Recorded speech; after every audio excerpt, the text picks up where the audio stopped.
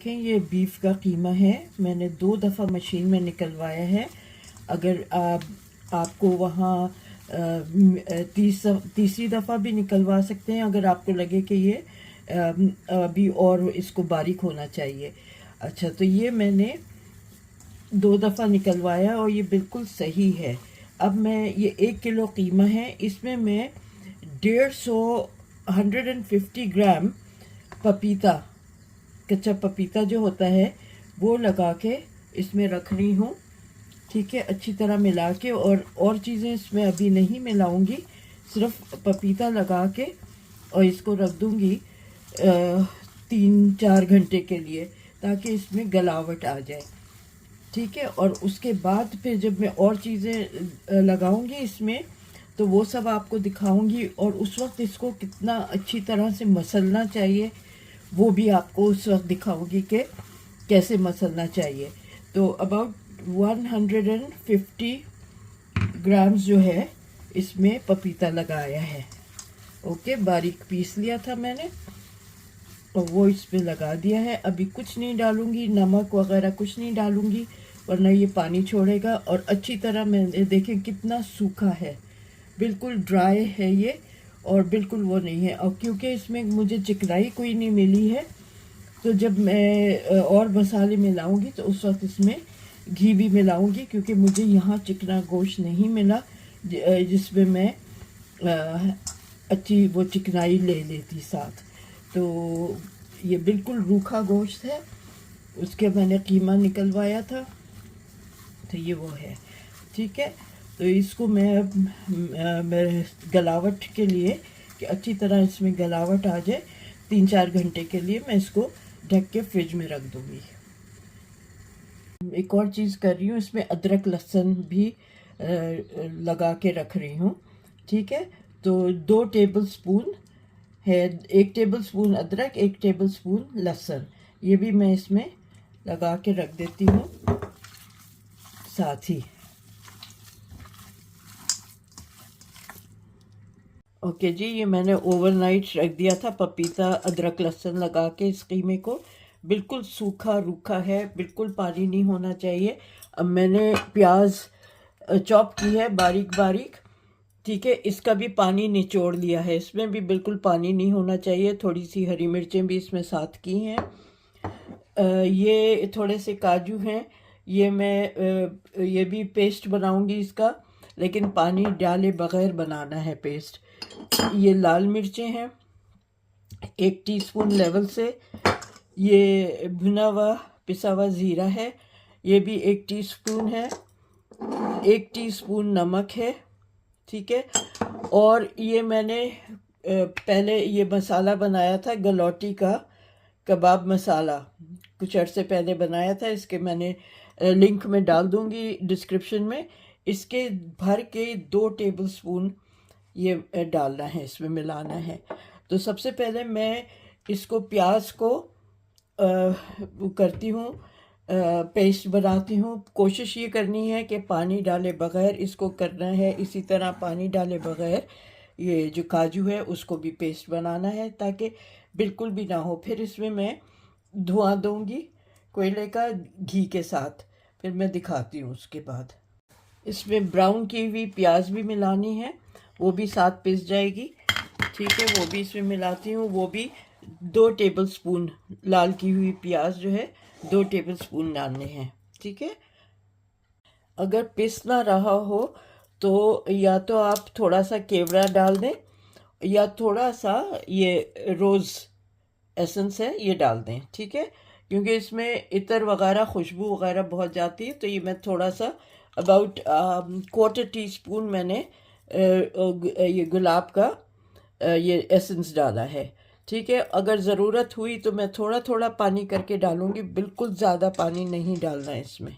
देखें, मैंने 2 टीस्पून पानी के डाल के इसको पीसा है। ठीक है, ये अब बिल्कुल अच्छी तरह पिस गया है, क्योंकि बिल्कुल दरदरा नहीं होना चाहिए इसको। इसके मैं आपको रीज़न बाद में बताऊंगी। अच्छा, ये देखें मैंने अच्छी तरह ये पेस्ट बना लिया है। अब जो मैंने आपको सब मसाले दिखाए थे वो डाल रही हूँ, इसमें मिलाती हूँ। ये है भुना हुआ पिसा हुआ ज़ीरा, ये लाल मिर्चें पिसी हुई, ये नमक क्योंकि मैंने वो जो गुलाटी का मसाला बनाया उसमें भी काला नमक वगैरह पड़ा हुआ है, तो इसलिए अभी मैं नमक और नहीं डालूँगी। ये भर के 2 टेबलस्पून गलौटी का मसाला मैंने डाला है। अब मैं इसको अच्छी तरह मिक्स कर लूँगी, फिर इसमें मैं धुआं लगाऊंगी। ठीक है, ये बहुत ज़रूरी है कि मैं अच्छी तरह मिक्स करूं और धुआं लगाऊं। और जो मैं कह रही थी कि बिल्कुल भी दरदरा नहीं होना चाहिए, ये एक्चुअली नवाबों के लिए बनाया गया था, क्योंकि जो बूढ़े नवाब थे उन लोगों से चबाया नहीं जाता था, तो इसलिए इसको इस तरह से मैश करके, इतना पतला कीमा भी ऐसा बारीक होता है कि चबाना ना पड़े, बस होंठों से टूट जाए। ठीक है, तो ये इसकी हिस्ट्री ये है। बिल्कुल भी इसमें कोई चबाने वाली चीज़ ना हो, कोई दरदरी ना हो, बस होंठों से वो तोड़े और टूट जाए।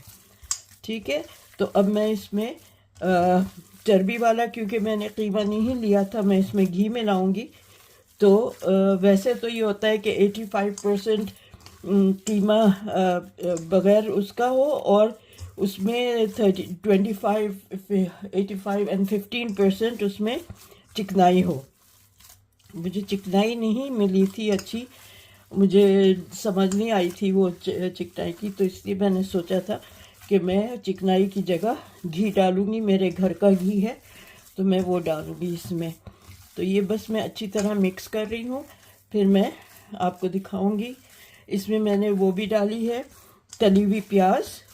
ठीक है, और अबाउट 2 मीडियम प्याज का मैंने चॉप करके उसका मैंने जूस, बिल्कुल उसका जूस निकाल लिया था, निचोड़ लिया था कि वो ना हो। देखें, अभी भी आप देखें ये कितना रूखा रूखा सूखा सूखा है, और ये बहुत ज़रूरी है इसके लिए।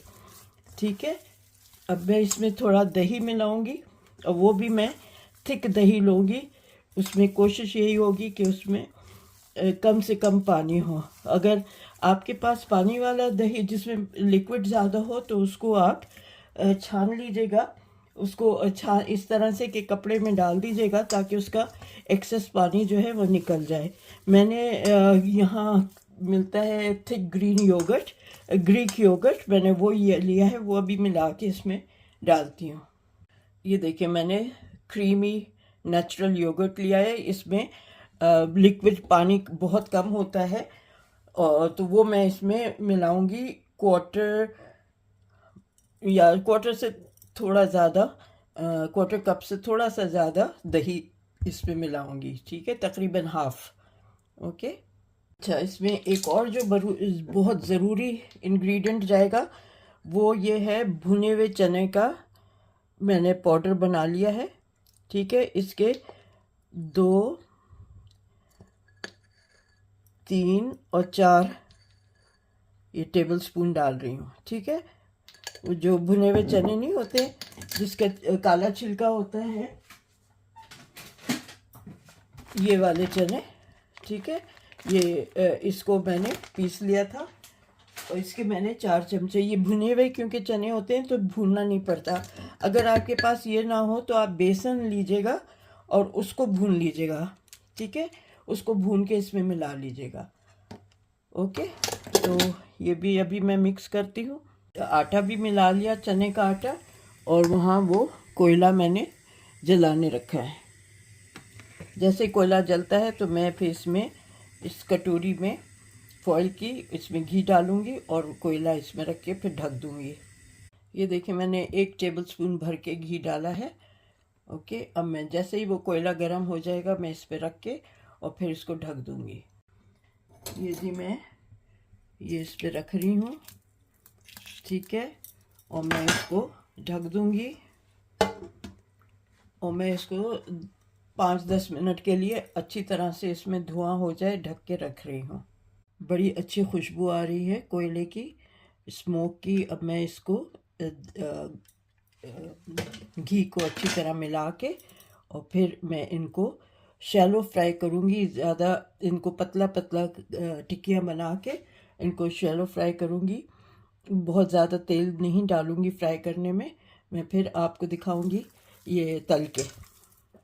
मैंने कीमा चख के देखा है, इसमें नमक कम है तो मैंने आधा टीस्पून नमक और डाल दिया है। ठीक है, आप चाहें तो इस तरह से ना, इस थोड़ा सा मैंने इतना सा ये लेके और चखा था तो मुझे नमक कम लगा तो मैंने आधा टीस्पून नमक और मिलाते हैं। आप भी इसी तरह चख लिया करें।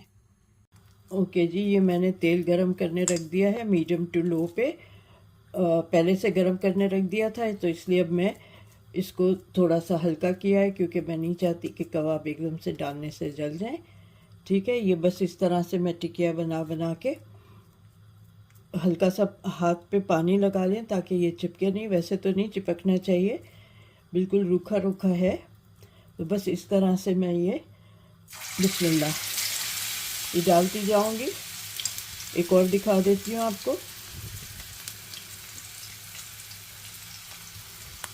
अपनी हथेली के साइज़ का जो है उस साइज़ का बना लें, वो बिल्कुल परफेक्ट रहता है। ये देखें, ठीक है। और अगर आपको लगे कि तेज़ है आँच तो ज़रा और स्लो कर लें। बहुत ज़्यादा ना डालें एक वक्त में, ताकि आपको पलटने में मुश्किल ना आए, पलटने में टूट सकते हैं। तो इसलिए बहुत ज़्यादा फ्राई पैन को मत भरिएगा। ठीक है, और ये इतना शैलो घी काफ़ी है, ऑयल काफ़ी है इसमें। मैं ये वाला मैंने सबसे पहले जो डाला था उसको मैं पलटती हूँ। ये देखें, ये मैंने अभी तोड़ के आपको दिखा रही हूँ। ये अंदर तक ये अच्छी तरह पक गया है। ठीक है, और इतना नरम है कि बस हल्का सा आप हाथ मारें उंगलियों से और ये टूट जाता है। तो ये उनको नवाबों को इस तरह का नरम चाहिए था। ठीक है, तो मैं सारे ये तल के आपको गार्निश करके दिखाऊंगी। इनको बेक भी कर सकते हैं। मैं कभी कभार इनको बेक भी कर लेती हूँ। अगर मेरे पास इतना टाइम नहीं होता कि मैं खड़े खड़े इनको तलती रहूँ तो आप बेक भी कर सकते हैं 180 डिग्रीज पे। 15 मिनट में हो जाते हैं। ठीक है, तो बिल्कुल यही इसको मैं फिर उसको इस तरह से यूं करके इस तरह से गोला कबाब की तरह से करके उसको बेक करती हूँ। तो ये मैं टिकिया के फॉर्म में कर रही हूँ, वो आप गोला कबाब की तरह करें। पानी ज़रूर अपने हथेली पे लगाएं। ठीक है, इस तरह से, वरना डालते वक्त चिपक जाएगा। ये देखिए इस तरह से। हाँ जी, मैंने आधे जो हैं वो टिकिया के फॉर्म में बनाए हैं और मैंने अभी अवन प्री हीट करने को रखा है और ये मैंने अवन में रखने के लिए ये इस तरह से बनाए हैं। ठीक है, जैसे ही अवन प्री हीट हो जाता है 180 डिग्रीज़ पे 12 मिनट के लिए रखूँगी और उसके बाद देखूँगी कि 10 मिनट बाद चेक करूँगी कि और कितनी देर रखना है। ठीक है, प्री हीट हो गया अवन तो मैं अब उसमें रखती हूँ और आपको फिर दिखाती हूँ दोनों। से कोई पूछ रहा था कि ये जो तेल है जिसमें आप चिकन या कबाब वगैरह तलते हैं तो उस तेल का आप क्या करती हैं जो बच जाता है खानों में मिला। तो आप ये कर सकते हैं कि अब जैसे ये मैं तल लूँगी तो इसमें एक स्लाइस ऑफ ब्रेड वो डाल के इसको तलूँगी मैं।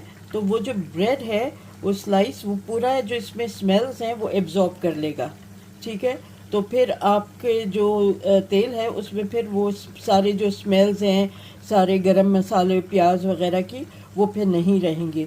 तो ये एक ट्रिक है कि आप इस तरह से ये कर सकते हैं। अगर उसमें फिर आप चाहे उसको तेल को छान लें अगर उसमें क्रम्स वगैरह पड़े हुए हों, तो that is the best way to reuse your oil अगर आपके उसमें तेल में आपको लगे कि बहुत स्मेल है।